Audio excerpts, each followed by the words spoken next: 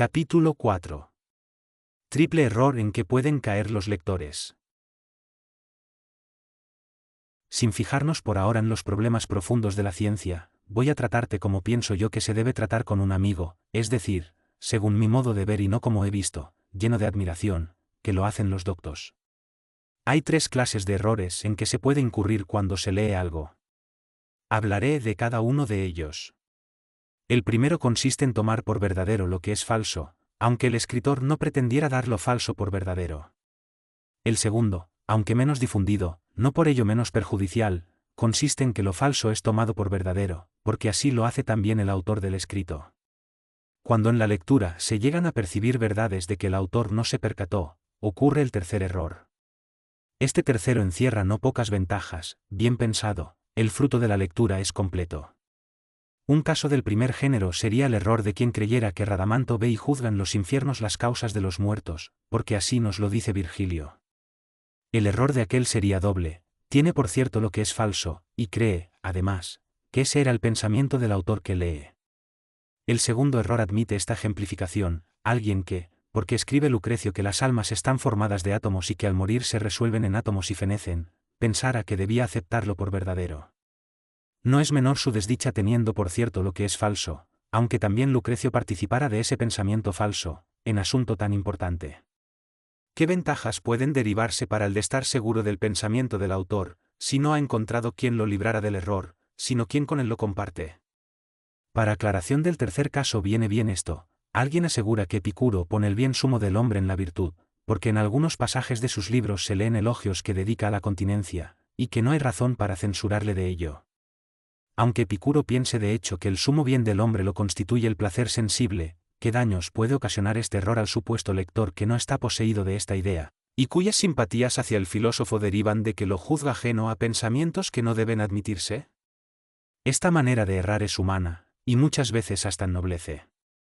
Si alguien se acercan a decirme que un buen amigo mío, de edad ya avanzada, había manifestado en presencia de numerosos oyentes que la infancia y la niñez le agradan tanto que juraba querer vivir como en aquella edad, y se dieran tales razones que el negarlo sería petulancia por mi parte, habría motivo de censura en mí por pensar que mi amigo con estas palabras había querido expresar su agrado de la inocencia y de las almas libres de las pasiones que cercan al hombre, y todo esto aun en el caso en que su niñez hubiera tenido preferencias por los placeres del juego, de la comida, o por una ociosidad estéril.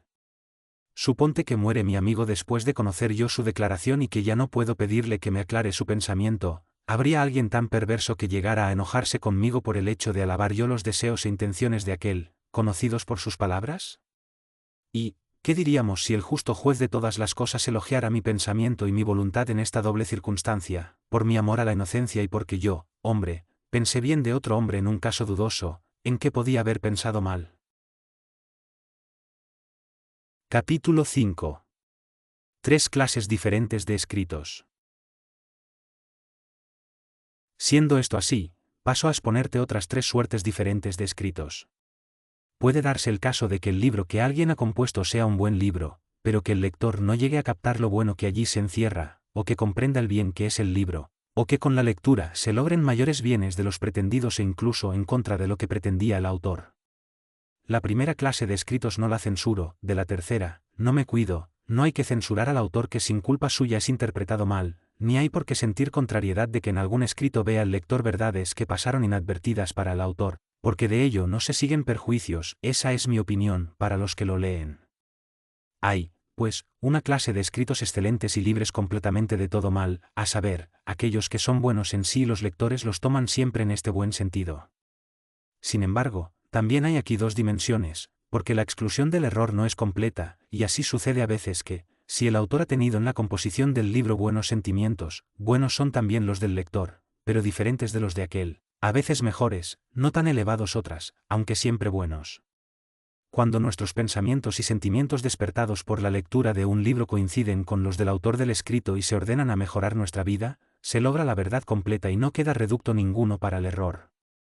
Este acuerdo entre lector y autor es muy raro cuando se trata de temas muy obscuros, es más, creo que podemos conjeturarlo, pero no saberlo con certeza, porque, ¿en qué razones me voy a amparar para conocer con exactitud el pensamiento de un ausente o de un muerto y poder jurar que estoy en posesión de este conocimiento, si aun en el caso de que estuviera presente y yo le interrogase, habría muchas cuestiones que quedarían sin respuesta por política, al menos, ya que no por malicia. Pienso que, para llegar a este conocimiento, de nada sirve el saber quién fue el autor. Sin embargo, tengo por razonable creer bueno al autor que sintió preocupación por servir al género humano y a la posteridad. Desearía, pues, que los maniqueos me dijeran en qué género ponen el error que atribuyen a la Iglesia católica. Hacerlo del primero sería una gran calumnia, pero la defensa resulta fácil y breve. Bastaría con negar que nosotros las entendemos como piensan ellos que las entendemos cuando nos acusan. Si las incluyen en el segundo, no es menor su ofensa, la réplica sería la misma. Si fueran el tercer género, en esto no hay mal alguno. Pon cuidado y considera las Escrituras en sí mismas. ¿Cuáles son las objeciones que oponen al Antiguo Testamento? ¿Acaso que, siendo buenos sus libros, se les interpreta mal? Ellos no lo admiten. ¿Dirán que ni son buenos ni los interpretamos bien? Contra esto es suficiente nuestra respuesta anterior. Si llegaran a decir que, aunque los tomamos en un sentido recto, no por eso se hacen mejores, ¿no es esto justificar a los vivos con quienes se discute y acusar a los muertos, que no pueden polemizar? Yo tengo a todos aquellos varones por grandes hombres y poseídos de Dios, y que hicieron mucho bien con escribir todas estas cosas, y que fue voluntad y mandato de Dios la creación y la promulgación de la antigua ley. Demostrar esto no sería difícil, a pesar de mis escasos conocimientos en esta materia. Con buena disposición, sin rebeldía, lo haré cuando encuentre oídos y ánimos bien preparados y pueda. De momento, no me basta con no haber caído en error. Capítulo 6. No son admisibles las interpretaciones que de las Escrituras dan sus enemigos. A mi conciencia y a Dios, que mora en las almas puras, pongo por testigos, amigo Honorato, de que para mí no hay nada tan cierto, tan puro, tan religioso, como esos libros que con el nombre de Antiguo Testamento conserva la Iglesia católica. Sé que te extraña, y no puedo tampoco desmentir que en otro tiempo no fue esta nuestra manera de pensar. Pero es un caso de temeridad muy grande, la temeridad nuestra en los años de juventud, el abandonar a los expositores, de cualesquiera libros, que hacen profesión de conocerlos bien y de poderlos transmitir a sus discípulos, y acudir a buscar su verdadero sentido a aquellos que, sin saber por qué, han declarado dura guerra a los autores de esos libros. ¿Habrá habido alguien que, no comprendiendo algunos libros de Aristóteles, pensara en solicitar aclaraciones de algún enemigo de aquel? Y todo esto en ciencias en que el error no implica sacrilegio ninguno. Porque para leer o estudiar los tratados geométricos de Arquímedes, ¿quién escogería por maestro a Epicuro, que fue tan vehemente en sus ataques contra aquellas doctrinas, sin llegar a entenderlas, según creo yo? ¿O es que estos libros sagrados, contra los que dirigen sin éxito sus tiros, como si estuvieran ahí para que el vulgo los ataque, son todo claridad? Yo los encuentro muy semejantes a aquella pobre mujer de la que suelen hacer mofa los mismos maniqueos, porque, encolerizada de tanto como se alababa al sol en su presencia, hasta el extremo de que una maniquea le insinuó que le adorara, en su sencillez religiosa salió de un salto, y pisando repetidas veces la parte del suelo iluminada por el sol que pasaba a través de la ventana, decía: «Aquí me tienes como pisoteo a vuestro Dios el sol», acción ligera, como de mujer, ¿verdad? Y no te hacen el mismo efecto esos maniqueos que desgarran con la violencia de sus discursos injuriosos, sin comprender ni lo que son, ni la importancia, ni para qué han sido compuestos esos libros, tan sublimes y divinos para los que los entienden y que, en cambio, para ellos son como tierra que pisamos, y todo porque confunden la eficacia con los aplausos de una turba de ignorantes? Créeme, todo lo que se encierra en esos libros es grande y divino, ahí está la verdad absoluta y ahí la ciencia más a propósito para alimento y medicina de las almas, y tan a medida de todos, que nadie que se acerque a beber de ella según lo exige la auténtica religión, queda insatisfecho. La prueba de esto exige una disertación amplia con abundantes argumentos, pero hay que lograr primero que desaparezcan en ti los movimientos de aversión que tienes para esos autores, después, que llegues a amarlos, siguiendo un camino que no sea la exposición de sus opiniones y escritos. Porque, si viésemos con desagrado a Virgilio, mejor aún, si la gran estima en que le tenían nuestros mayores no despierta en nosotros la simpatía antes de que intentemos comprenderle, nunca llegaríamos a encontrar satisfactorias las soluciones a los múltiples problemas en que los gramáticos se sienten preocupados e inseguros, ni aceptaríamos tampoco con facilidad las exposiciones que ceden en gloria del poeta. Por el contrario, inclinaríamos nuestro favor hacia quienes quisieran mostrarnos a Virgilio como soñador plagado de errores. Ahora bien, entre los muchos estudiosos que tratan de explicarle, cada uno a su modo y según el vigor de su inteligencia, cobran mayor éxito aquellos en cuyos tratados Virgilio aparece como el mejor de los poetas, y llegan los que no lo entienden a creer no solo que no hay defectos en sus versos, sino que todos y cada uno merecen los elogios de la perfección. Y así, cuando un maestro desfallece ante una cuestión cualquiera y no atina a resolverla, nos enojamos con él antes que admitir un posible error del gran poeta. Y si la defensa propia llevara a alguien a declarar culpable a autor de tanto prestigio, ni aunque acudiera a la retribución lograría conservar alumnos en su escuela. Cuanto más benévolos deberíamos ser con estos libros, en que una tradición tan antigua como constante nos asegura que habla en ellos el Espíritu Santo. Sin embargo, ha habido inteligencias jóvenes muy agudas, espíritus preocupados por la verdad bien razonada, que ni los han ojeado ni han parado mientes en quién podría ser su autor, siquiera para tacharlo de ingenio rudo, no conceden una inteligencia, mediana al menos, a los que se cuidaron de su lectura, conservación y explicación durante tanto tiempo. Ellos y nosotros hemos pensado que allí no había nada que mereciera fe, e inflamados por los discursos palabreros de sus adversarios y por las falsas promesas de razones hemos llegado a creer mil fábulas extrañas. Capítulo 7. Se debe buscar la verdadera religión. Voy a continuar ahora con el tema que me he propuesto, y con ánimo no de descubrirte la fe católica, sino de enseñar a escudriñar sus grandes misterios a los que sienten inquietud por sus almas, haciéndoles concebir la esperanza de copiosos frutos divinos y de llegar a poseer la verdad. Es indudable que quien busca la verdadera religión, o cree ya en la inmortalidad del alma, a la que es útil esta religión, o busca en esta la prueba de la inmortalidad de aquella. Es, pues, el alma la razón de toda religión, porque, cualquiera que sea la naturaleza del cuerpo, no suscita preocupaciones e inquietudes, mayormente para después de la muerte, si es que el alma tiene ya lo que constituye su felicidad. Por lo tanto, la verdadera religión, si hay alguna, ha sido fundada por el alma y solo para ella. Pero el alma, trataré de descubrir la causa, aunque reconozco la densa obscuridad de esta cuestión cae en error y es ignorante, como lo estamos viendo, en tanto que no logra percibir la sabiduría, que acaso pudiera ser esa misma religión verdadera. ¿Te remito con esto a creer en fábulas? ¿Te exijo la creencia en alguna temeridad? Declaro que nuestra alma, aprisionada y hundida entre el error y la estulticia, anda buscando el camino de la verdad, si es que la verdad existe. Si en ti no sucede así, perdóname y comunícame tu sabiduría, pero si también en ti descubres lo que acabo de decir, entonces vamos juntos en busca de la verdad. Suponte que aún no hemos oído a nadie hablar de religión. La religión será para nosotros una cosa nueva, y lo será también la tarea que nos imponemos. Suponiendo que exista alguna religión, el primer paso habrá de ser, así lo creo yo, buscar a los que profesan esa religión.